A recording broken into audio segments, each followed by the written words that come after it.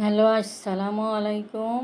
আমি আজকে বাঁধাকপির পাকোড়া তৈরি করব। তা আমি প্রথমে বাঁধাকপিকে কেটে ধুয়ে নিয়েছি। কিছুটা কাঁচা মরিচ কুচানো দিয়েছি, রসুন কুচি দিয়েছি, পেঁয়াজ কুচি,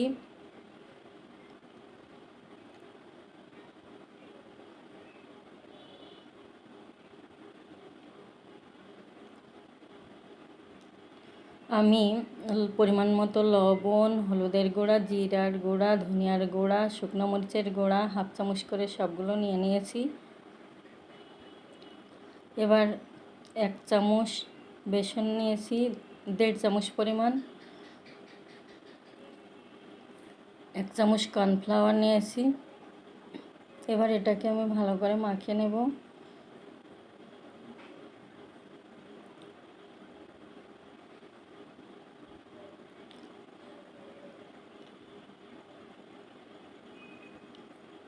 আমি অল্প অল্প করে পানি দিয়ে মাখাবো, একবারে বেশি পানি দেওয়া যাবে না।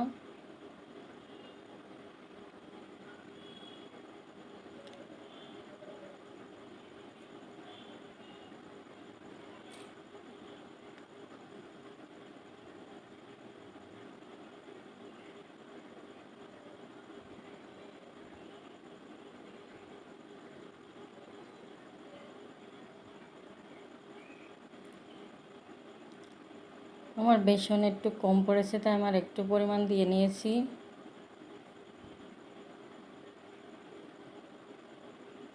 এটা আমি ভালো করে মাখিয়ে নিয়ে আমি প্যানে কিছুটা তেল দিয়ে নেব।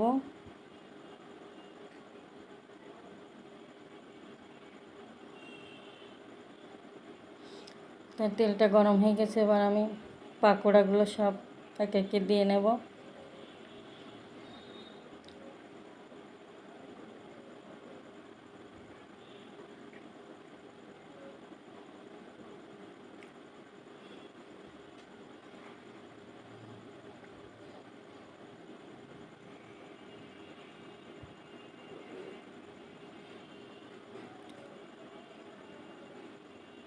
আমার এক পাশ হয়ে গেছে, আরেক উল্টে দেব।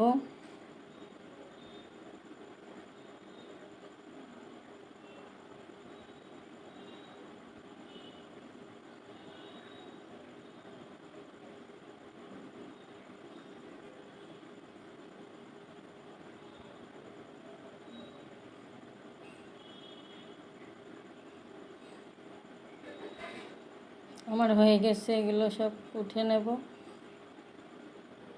বাকিগুলো এভাবে ভেজে নেব।